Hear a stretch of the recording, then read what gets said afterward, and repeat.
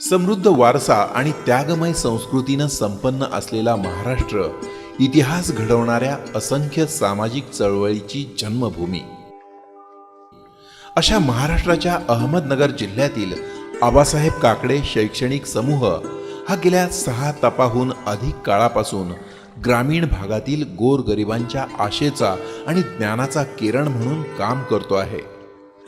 सन 1933 साली छत्रपती शाहू महाराज, महात्मा ज्योतिबा फुले, डॉक्टर बाबासाहेब आंबेडकर आणि महात्मा गांधी यासारख्या द्रष्ट्या नेत्यांच्या विचारांनी प्रेरित झालेल्या सामाजिक परिवर्तनाच्या पार्श्वभूमीवर the friends of the depressed league या संस्थेचा जन्म झाला. शिक्षण हे सामाजिक परिवर्तनाचं सर्वात प्रभावी साधन आहे हे ओळखून अहमदनगरच्या माळीवाडा भागात दिवाळीबाई बार्शीकर प्राथमिक शाळेची स्थापना करून सर्वसमावेशकता आणि सक्षमीकरणाच्या तत्वाद्वारे समाजातील उपेक्षित घटकांच्या उन्नतीसाठी प्रवास सुरू केला. ग्रामीण भागातील गोरगरिबांच्या मुलामुलींना शिक्षण घेणं हे त्यांच्या आवाक्याबाहेरचं आहे हे लक्षात घेऊन संस्थेच्या माध्यमातून अहमदनगरमध्ये छात्रालयाची स्थापना करण्यात आली.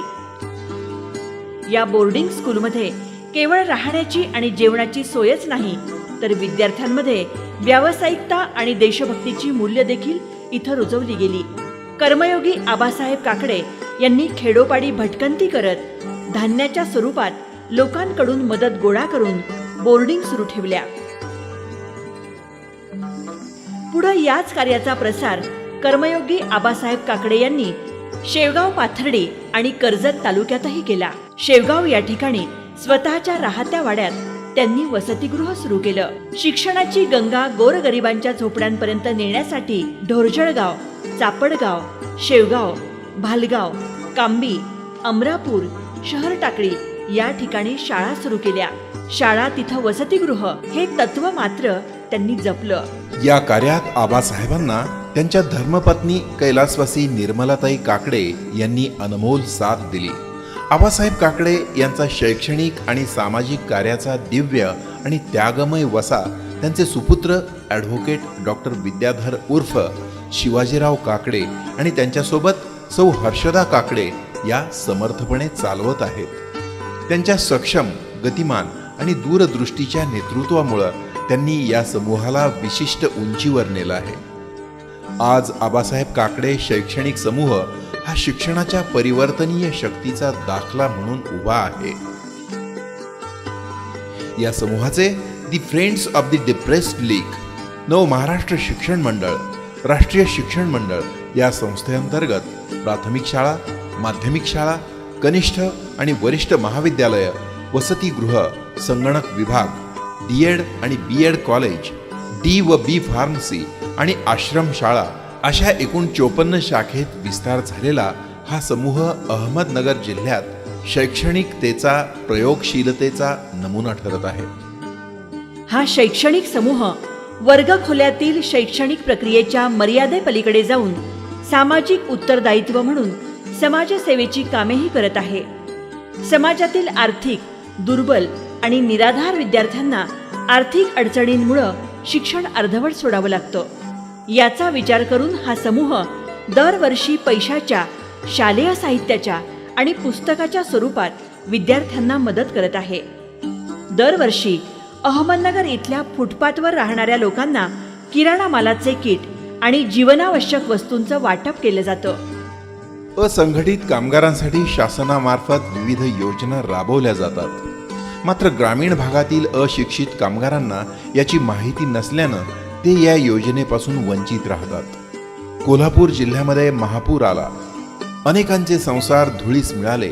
अशा परिस्थितीत एक खारीचा वाटा म्हणून संस्थेच्या वतीनं आरे या पूरग्रस्त गावांमध्ये घर बांधण्यासाठी आर्थिक मदत देण्यात आली.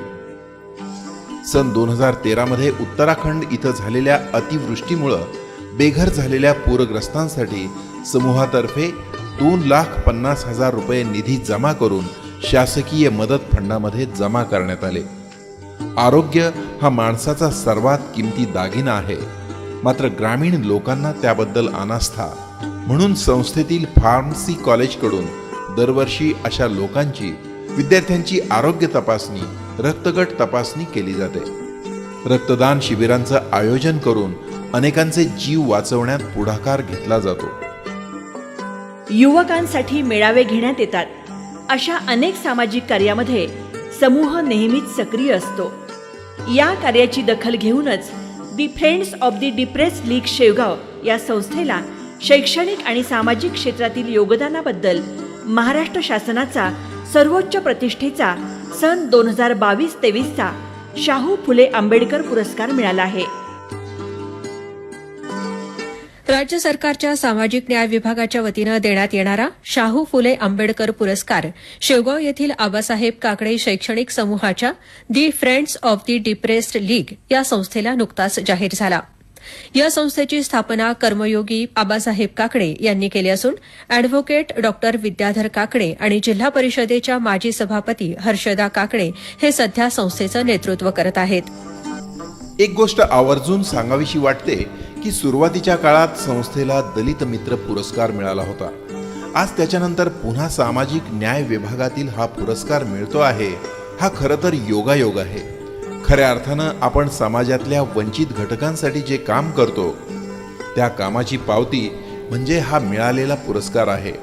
हा पुरस्कार मिळाल्यानंतर आम्हा सर्वांना प्रचंड आनंद झाला.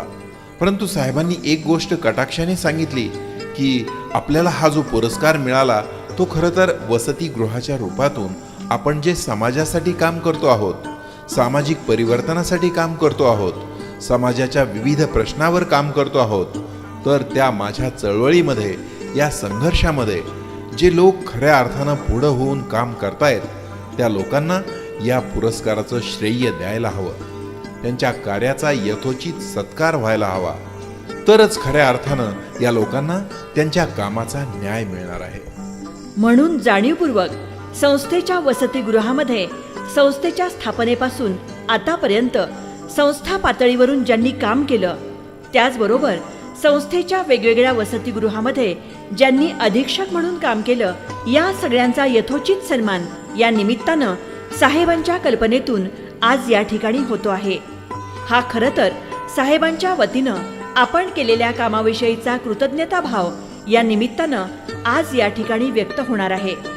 अधीक्षकाचा सन्मान करायचा, मात्र तो सन्मान करत असताना उभय दाम्पत्यासह या ठिकाणी सत्कार करायचा. कारण जरी एखादा पुरुष काम करत असला तरी सुद्धा त्याच्या कामामध्ये प्रत्यक्ष अप्रत्यक्षरित्या त्याच्या पत्नीचा मोठा वाटा असतोच. कारण ती पत्नी घर सांभाळते म्हणून तो इथं पुरेसा वेळ देऊ शकतो आणि म्हणूनच या दाम्पत्याचा साडी चोळी देऊन यथोचित सन्मान करण्यात आला.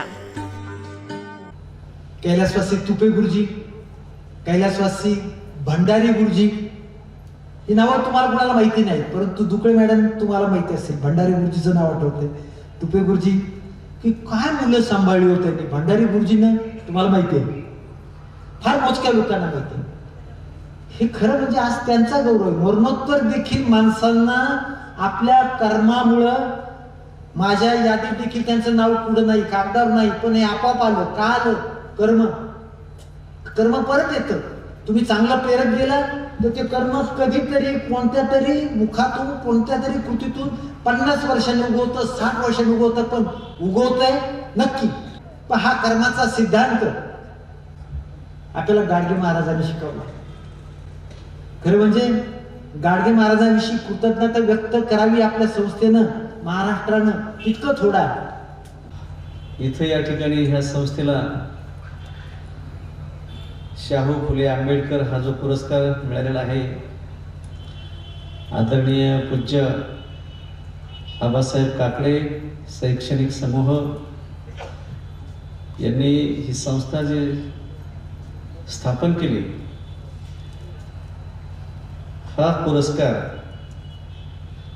स्वतः डॉक्टर शिवाजीराव काकडे यांनी न स्वीकारता आणि याचं श्रेय त्यांनी न घेता सर्व संस्थेतील अध्यक्ष, कर्मचारी वृंद, विद्यार्थी सुद्धा या सर्वांना त्याचं श्रेय दिलेलं आहे या पुरस्काराचं.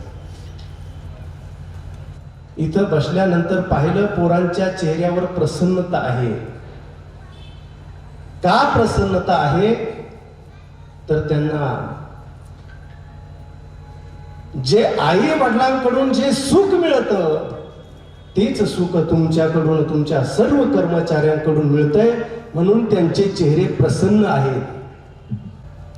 आणि जी तुमची एक तुमच्या नावामध्ये सार्थकता आहे तर विद्याधर, विद्याविषयी जे ज्यांना आपुलकी आहे, जे विद्या ग्रहण करतील ते माझे, असे असणारे विद्याधर काकडे साहेब म्हणजे विद्येचीच सेवा करणारे. तर त्यांच्या ज्या जवळ बसलेल्या सौभाग्यवती आहेत त्यांचं नाव आहे हर्षदा. हर्षम ददाती इति हर्षदा. ज्यांना या मुलांना आपल्या परिवाराला पाहिल्यानंतर हर्ष म्हणजे आनंद होतो. हर्ष म्हणजे आनंद, दा म्हणजे ददाती, ददाती हर्षम म्हणजे सुख देते, आनंद देते, त्यांचं नाव हर्षदा आहे. आबासाहेब काकडे शैक्षणिक समूहाच्या उल्लेखनीय प्रवासावर आपण चिंतन करत असताना एक गोष्ट प्रकर्षानं स्पष्ट होते की समूहानं शिक्षण आणि समाज कल्याणासाठीच्या अतूट बांधिलकीनं केवळ वैयक्तिक जीवनच बदललं नाही तर महाराष्ट्राच्या समाज जडणघडणीवर अमीट छाप सोडली आहे. अशा समूहाचे आपण एक घटक आहोत याचा अभिमान प्रत्येकाला वाटत आहे.